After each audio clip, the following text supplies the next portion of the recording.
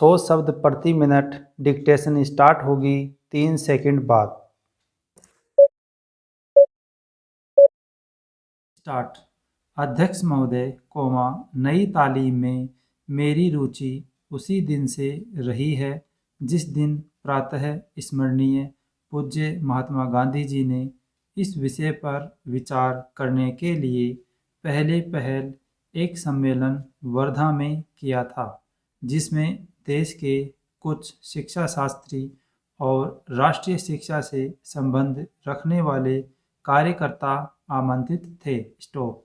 उस दिन से इस पद्धति की जिस प्रकार से जांच और प्रगति हुई है, मेरा उससे कुछ न कुछ संबंध रहा है और इसलिए मुझे इस बात की प्रसन्नता है कि आपने आज मुझे शिक्षा संबंधी विचारों को व्यक्त करने का अवसर दिया, यद्यपि मैं जानता हूँ कि ऐसा करने में बहुत अंश में पुनरावृत्ति करूँगा और हो सकता है मेरे मत से दूसरों का, विशेषकर शिक्षा शास्त्रियों का मत न मिले।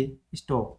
इसके अतिरिक्त विचारणीय बात यह भी है कि शिक्षा के संबंध में केंद्रीय और राज्यों की सरकारें आज जो नीति बरत रही हैं, उसका मेरे मत के साथ कहाँ तक मेल होता है और मेरे मत में अथवा उस नीति में परिवर्तन कहाँ तक आवश्यक दिखता है। स्टॉप।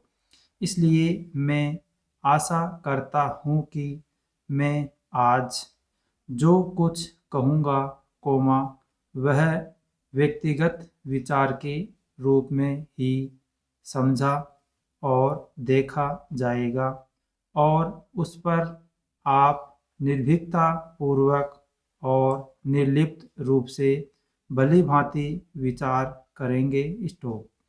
यह एक मानी हुई बात है कि जो पद्धति आज तक प्राथमिक वर्ग से लेकर विश्वविद्यालयों की उच्चतम कक्षा तक प्रचलित है, वह वही पद्धति है जिसको ब्रिटिश सरकार ने इस देश में चलाया था और स्वराज्य प्राप्ति के बाद भी अभी तक उसमें कहीं कोई मौलिक परिवर्तन नहीं हुआ है। स्टॉप।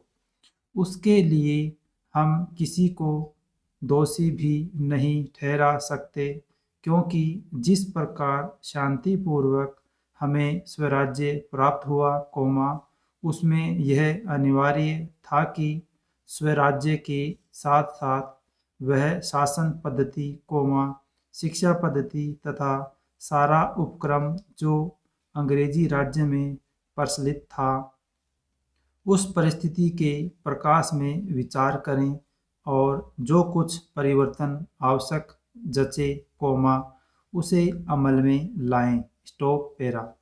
इसमें संदेह नहीं कि अंग्रेजों ने जो शिक्षा पद्धति आरंभ की, वह विशेषकर अपने राज को आसानी से और सुविधा के साथ चलाने के लिए जारी की थी। स्टॉप।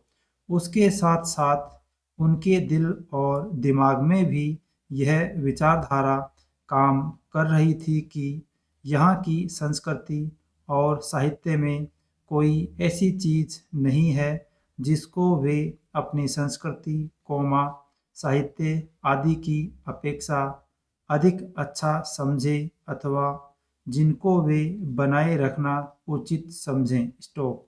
धीरे धीरे उनकी विचारधारा में थोड़ा बहुत परिवर्तन भी हुआ, पर मूल रूप से नहीं।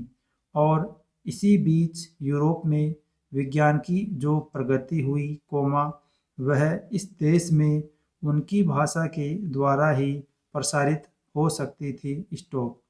इन सब का परिणाम यह हुआ कि शासन की सुविधा और अपनी भाषा तथा संस्कृति के प्रति श्रद्धा के कारण उन्होंने इस पद्धति को जारी रखा और इसको अधिकाधिक प्रोत्साहन दिया गया।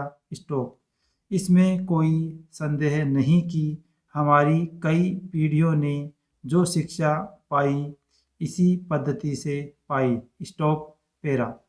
अध्यक्ष महोदय, कुछ लोगों का विचार है कि हमारी अपनी भाषा ही ऐसी भाषा हो सकती है जो केवल शिक्षालयों के लिए ही नहीं बल्कि प्रत्येक व्यक्ति के लिए शिक्षा का माध्यम बन सकती है, और जब तक उसको माध्यम बनाने की ओर ध्यान नहीं दिया जाएगा तब तक शिक्षा इन्हीं गिने लोगों की ही वस्तु रहेगी और जनसमूह के जीवन तक नहीं पहुंच सकेगी। स्टॉप। दूसरी विचारधारा यह है कि आज के विज्ञान युग में हम इस देश को यूरोपीय विचारधारा से अलग नहीं रख सकते और न इसका अलग रहना वांछनीय है, और इसलिए कम से कम उच्च शिक्षा अंग्रेजी के माध्यम द्वारा ही दी जानी चाहिए। स्टॉप। यदि ऐसा नहीं किया जाएगा तो हम जीवन की दौड़ में और देशों की तुलना में पीछे रह जाएंगे और प्रगति नहीं कर सकेंगे। स्टॉप। यह बात केवल शिक्षा के माध्यम के संबंध में ही नहीं बल्कि विचार करके देखा जाए तो बहुत गहरी है और सारी पद्धति के संबंध में है। स्टॉप। इससे स्पष्ट हो जाता है कि देश में शिक्षा प्राप्त करने की इच्छा बहुत अधिक है, जो अब शहरों तक ही सीमित न रहकर ग्रामीण जनता में भी दिख रही है। स्टॉप। पर उसका एक फल यह भी देखने में आ रहा है कि इतने लोग इन संस्थाओं से उत्तीर्ण होकर अपने को एक प्रकार से बेकार पा रहे हैं। स्टॉप। सरकारी नौकरियां अथवा दूसरे प्रकार के काम जो शिक्षित वर्ग को मिल सकते हैं सीमित हैं, और जितने लोग उत्तीर्ण होते हैं उनमें से थोड़े ही लोग उनमें लग सकते हैं या उनमें लगने की योग्यता रखते हैं। स्टॉप। अधिकांश विद्यार्थी अब वह काम नहीं कर सकते जो उनके पिता और दूसरे पूर्वज लोग किया करते थे। स्टॉप। अंग्रेजी शिक्षा के फलस्वरूप उस काम के प्रति उनकी भावना में परिवर्तन आ गया। स्टॉप। परिणाम हुआ कि बेकारी बढ़ी और उसके फलस्वरूप जीवन के प्रति असंतोष और उपेक्षा की भावना को बल मिला। स्टॉप। यह इस देश के लिए बहुत भयंकर चीज है। स्टॉप।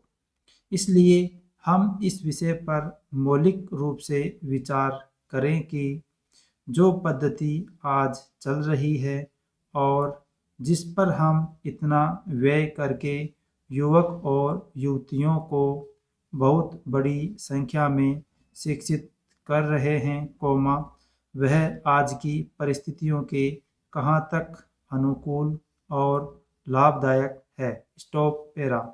महात्मा गांधी ने इस आने वाली परिस्थिति का अनुमान लगाकर यह निश्चय कर लिया था कि यदि इस देश में अमीर और गरीब प्रत्येक भारतवासी के लिए शिक्षा आवश्यक है तो वह इस पद्धति से नहीं दी जा सकेगी, क्योंकि इसमें व्यय इतना है कि यह देश उस भार को नहीं उठा सकेगा। स्टॉप।